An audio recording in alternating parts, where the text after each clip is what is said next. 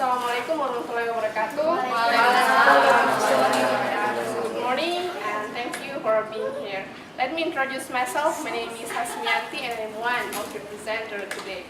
Well, the subject of my talk today is generating learner autonomy in ESL context.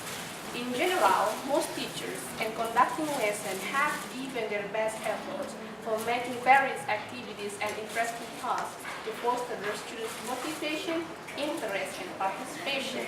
Unfortunately, they often get little response because their students are often reluctant to participate in play roles in the learning process, and they also rely on their teacher too much.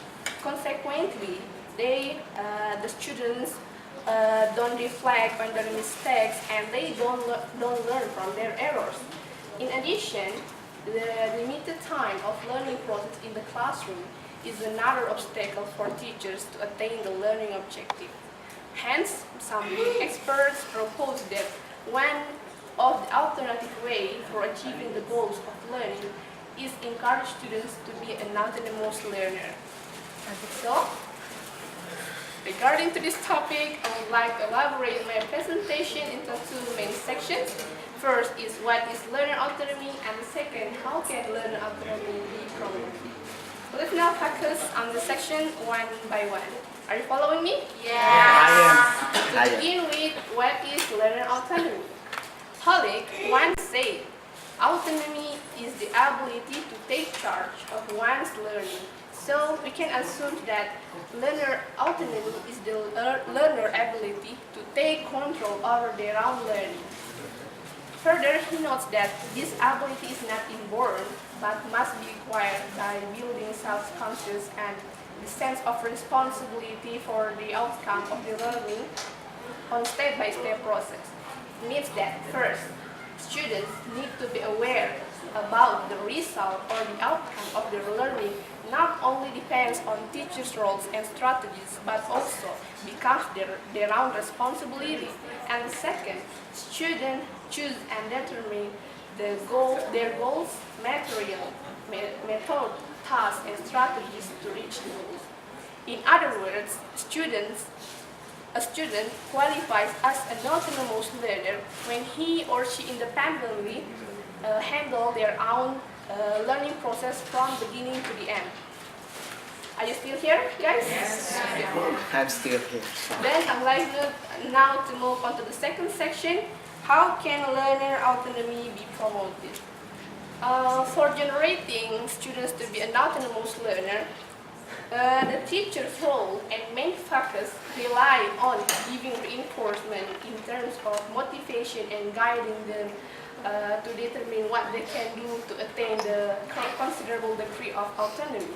There are some helpful activities to generate learner autonomy. First is self-report. According to Wendy, a good way of collecting information about how students go about learning tasks and helping them become aware of their own strategies is to ask them doing a task and having them report what they are thinking while they are performing it. It is called introspective self-report. Let me give you an example like that. You were given a task to make a descriptive text about Kendari City. When you were doing your task, then you will make a report about what your strategies you use for conducting and finishing your task. That's it. And the second is diaries or evaluation sheet. Commonly, diary is used by someone to share about their problem, their satisfaction, sadness, or everything that they want, right? But related with language learning, diaries or evaluation sheets offer students the possibility to plan, monitor, and evaluate their learning and identify any problems. By using diaries, the learners can also get benefit by writing their expectation of the course at the beginning term of the diaries, then filling the evaluation sheet or reporting the outcome of their learning at the end of the term. These activities help learners put things into perspective and manage their learning more effectively by monitoring what are the changes and improvements that they have been made. And the second, the third, using internet and technology. Nowadays, I do believe that there's no doubt that internet and technology play an important role in supporting teaching and learning process. It also encourages students becomes an autonomous learner by providing many applications and services that they can choose based on their needs, on their learning process. For example, you can use electronic dictionary to translate words, check the correct pronunciation, and also enrich your vocabulary. Searching many different information materials, journal, article, and many other from Google or other websites. In fact, that it becomes the primary needs for everyone, especially for us, the learners. So, do you catch the point? Yes, really great. Good. To sum up, I would like to reiterate that first, learner autonomy is the learner consists to handle their own learning. They will perform the process of becoming an autonomous learner when they are fully aware and motivated about what are their goals actually, and then they will choose the method and the strategies to reach the goals. It doesn't mean that teacher has no roles. It's not like that. And second, there are some activities for generating learner autonomy, such as self-report, diaries for evaluation sheet, using technology and information, and many others. I'm certain that the selection of these activities depend on the learner choices and needs. Thank you for listening. Please ask me if there's something needs clarifying by saying brief and understandable statement. Please. Okay, thank you. Saryanto. Well, my name is Saryanto. Obviously, I just want to say that it is a great presentation from you. Well, That's what I want to say, baby. yes, you told it you good job. You explained your ideas very well. And then my question here is how to control our learners' autonomy in the learning process to avoid the students sometimes make their choice and then it's outside of the learning objectives. Make it a little simple, please. I mean here, you say that learners' autonomy will increase and will help the students in the learning process. So my question then here is how to control the students over learners' autonomy. I mean here, the students have over, yes, and then they choose whatever they want. So how to avoid this and how to control this?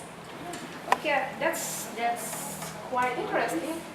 First, when someone decides to be an autonomous learner, of course there are some conditions. First, they are motivated and conscious about their responsibility because they have their own goals and when they decide to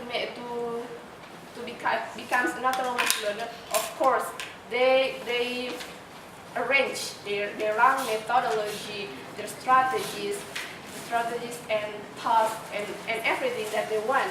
But in case of your questions that how can teachers control if there's any students over from their learner autonomy? I think personally there's no something over about the learner autonomy because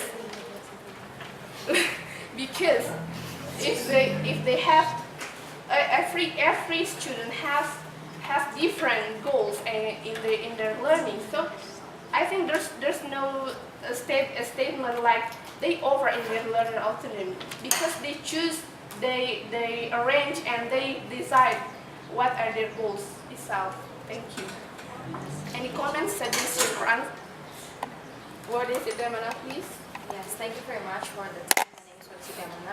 Actually, generally, I really agree with all of your statements about an autonomy learner, but do you think it is appropriate to be applied in this country where we already knew that this country already decided the goals of the learning process itself in the classroom? What I got from your presentation is that I think to become an autonomy learner, it takes longer time than what we usually do in our classroom process. So do you think it is appropriate to go fight in this country while we just have 2 hours in our learning process? We just have 2 hours in learning English in the classroom. Appropriate in our To be applied in this country. That's quite difficult. That you asking my opinion, right? Is it appropriate to be applied in our countries? First, there's when the success or failure of someone depends on their motivation about what they want to do and what are their goals. And I do believe that every single person of you here cannot be reach your goals, because every single person of you has your own goals. Of course, you need to be an autonomous learner if you are a learner. So, is it appropriate or not? It depends on you. But I do believe that, personally, I agree that it is appropriate in everywhere. Thank you. It's okay? Okay, thank you for participating in the seminar. Wassalamualaikum warahmatullahi wabarakatuh.